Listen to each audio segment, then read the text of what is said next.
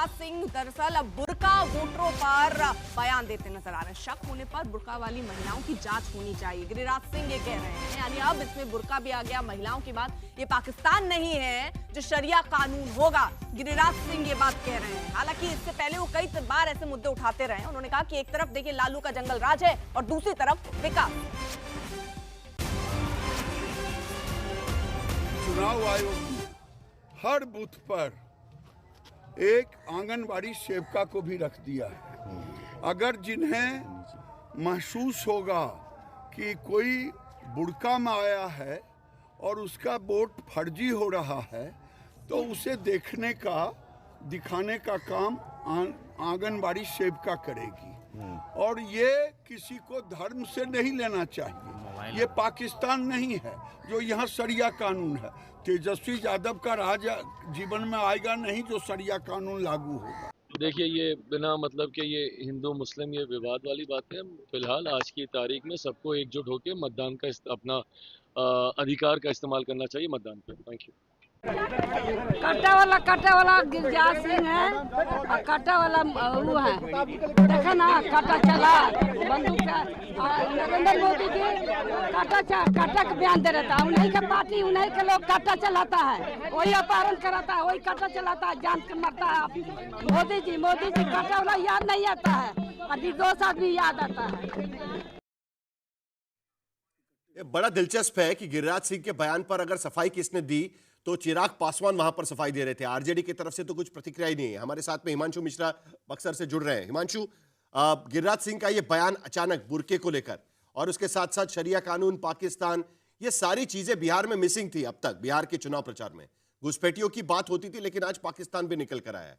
कैसे अचानक गिरिराज सिंह ये बयान दे रहे? क्या अभी भी बीजेपी को लगता है कि हिंदू मुस्लिम के मुद्दे पर उनके साथ वोट आ सकते हैं और क्या इसीलिए गिरिराज सिंह का यह बयान हम देख सकते हैं इस तरीके से? राहुल गौतम हमारे साथ में। राहुल, अगर आपने यह सवाल सुना होगा।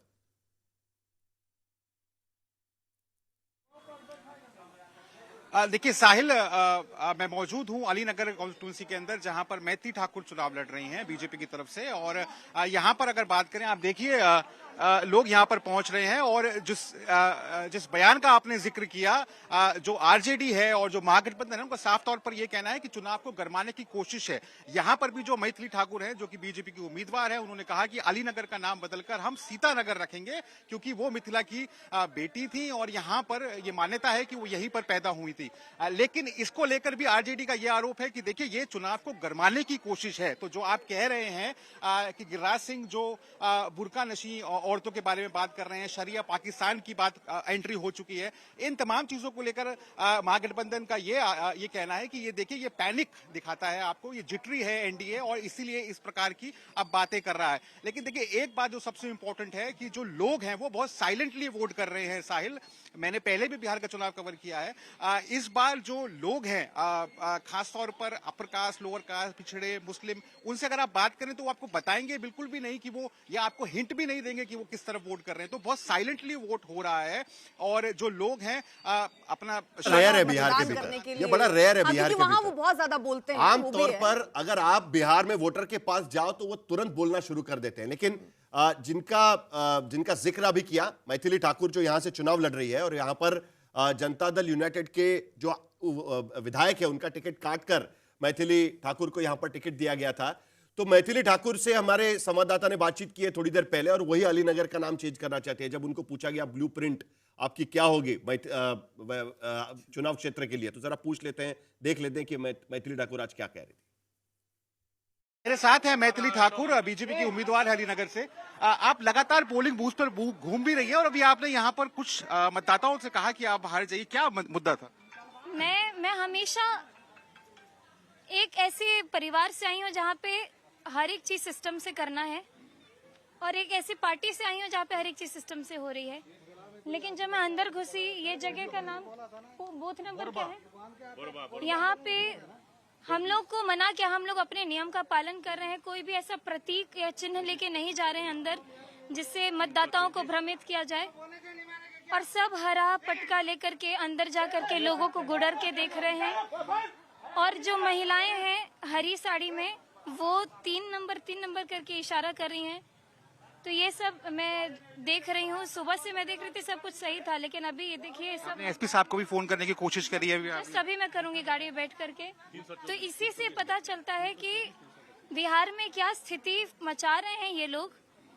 मैं बस यही चिल्ला करके बोल के आई हूँ कि सभी मतदाताओं को अपने दिमाग से मतदान करना है, किसी के डराने और धमकाने से बिल्कुल नहीं इन्फ्लुएंस होना है, क्योंकि ये लोग ऐसे करके जा रहे हैं अपना गमछा लेकर के हरा हरा, ये तो बिल्कुल बदतमीजी है। और एक तो पूरे नियम कानून की धज्जियां उड़ा रहे हैं सब लोग को। देखिए आप कैमरे में दिखाइए, अंदर से हम लोग भगाए हैं इन लोगों को, तब ये बच्चे बाहर निकले हैं।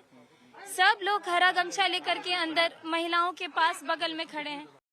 तो अभी तक तो देखिए आरजेडी ही आरोप लगाती रही है। अब मैथिली ठाकुर ये कह रही हैं कि किस तरह से वहां पर वो अपनी शिकायत दर्ज करा रही है, वहां भी उनको बहुत सारी तस्वीर सही नहीं लग रही है। आपको जरा महुआ लिए चलते हैं, वहां से हरी साड़ी उनको दिख रही है और वो ये कह रही है, वो बता रही है और वो कह रही है उन्होंने अपनी शिकायत दर्ज करा दी है। किस तरीके से एक हरी पहने, लाल पहने, गेरुआ पहने, भगवा पहने, गुलाबी पहने, यहाँ भी है। नहीं, देखिए परेशानी हो जाती है जब गेरुआ वस्त्र पहन लेता है, तब परेशानी हो जाती है। हरी धरती है, बुरके वाले को बता दिया जाता है तब परेशानी नहीं होती है। यहाँ पर तो हरी साड़ी पहनी इसके लिए परेशानी है।